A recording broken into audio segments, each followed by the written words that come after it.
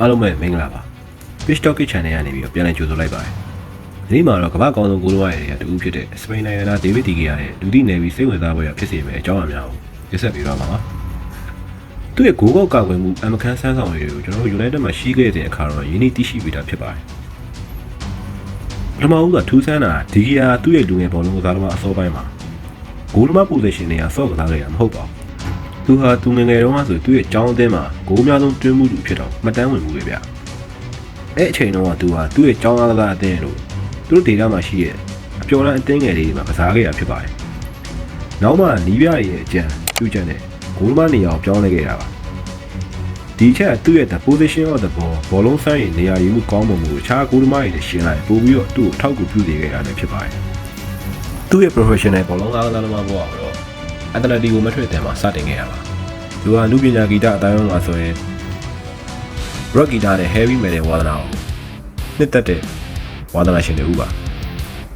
သူ့ပုံစံကိုကျွန်တော်ကြည့်လိုက်မယ်ဆိုရင်များတော့အဖြစ်တည်ငြိမ်ပြီးတော့ဒီဘက်က AC တမလူကြီးလို့မြင်နိုင်မယ်ဗျာဒါပေမဲ့ဒီက heavy metal နဲ့ rock music ကိုအတော်လေးကိုကြိုက်နှစ်သက်တဲ့သူပါသူ့ရဲ့ interview တစ်ခုမှာဆိုရင်သူကြိုက်ဆုံးတီးဝိုင်းနေဖြစ်တဲ့ Slipknot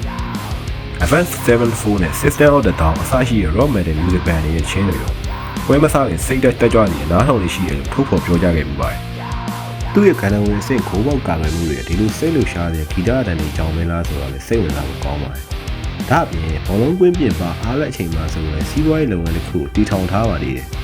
အဲ့ဒါကတော့2021ခုနှစ်မှာဒီကီယာ River Gaming လို့အမည်ရ e-sport gaming တင်ခုကိုစတင်တီထောင်ခဲ့ပါတယ်ဒီဖွဲ့ကနာမည်ကြီးဂိမ်းတွေဖြစ်တဲ့ League of Legends, Valorant, Rainbow Six တို့လိုတိုင်ပွဲတွေမှာဝင်ရောက်ရှင်ပြိုင်နေပါတယ်ဒီကီယာသူ့ရဲ့ relationship မှာဆိုလို့ရှိရင်လေသူ့ရဲ့ဇနီးဖြစ်သူအတူနေကာစီယာအမ်မာဂရူဟာစပိန်နိုင်ငံမှာနာမည်ကြီးဆိုတော့တင်ဆက်သူလူဖြစ်ပါတယ်အတူနေကပြီးခဲ့တဲ့2015မှာကျင်းပခဲ့တဲ့ကမ္ဘာကျော်တချင်းဆိုပြိုင်ပွဲကြီးဖြစ်တဲ့